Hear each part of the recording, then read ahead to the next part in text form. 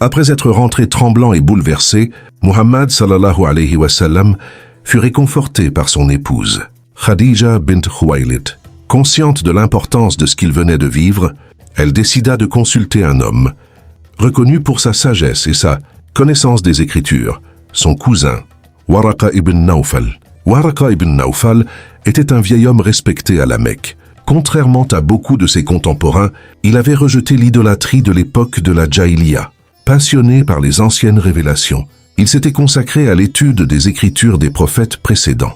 Avec l'âge, il était devenu presque aveugle, mais sa sagesse restait intacte.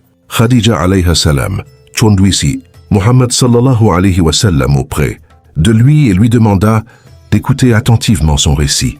Le prophète raconta alors ce qui s'était produit, son retrait pour méditer, l'apparition soudaine de l'ange, l'étreinte puissante qu'il avait pressée, puis ces paroles qui restèrent gravées dans son cœur. « Lis au nom de ton Seigneur qui a créé... » Waraka écouta attentivement. Très vite, il comprit la nature de cet événement et déclara avec conviction « C'est le Namous, l'ange de la révélation, qui est venu autrefois à Moïse. » Par ces mots, Waraka confirma que l'ange apparu était celui qui transmet les messages d'Allah au prophète.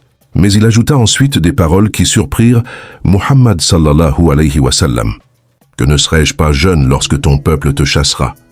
Étonné, le prophète demanda « Vont-ils vraiment me chasser ?»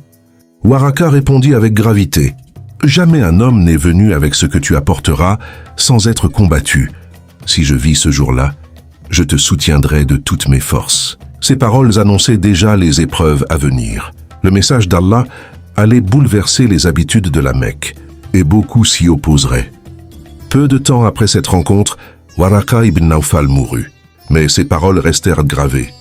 Elles confirmaient que Muhammad sallallahu alayhi wa sallam venait d'être choisi pour porter un message immense.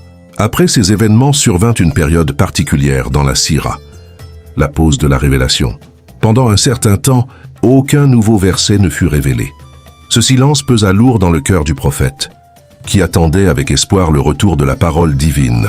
Un jour, alors qu'il se trouvait dehors, Muhammad sallallahu alayhi wa sallam leva les yeux vers le ciel et vit l'ange Jibril apparaître de nouveau, immense, occupant l'horizon entre le ciel et la terre. La vision fut si impressionnante qu'il fut saisi d'une grande crainte. Il rentra aussitôt chez lui et demanda « Enveloppez-moi, enveloppez-moi » C'est alors qu'Allah révéla de nouveaux versets marquant le véritable début de sa mission.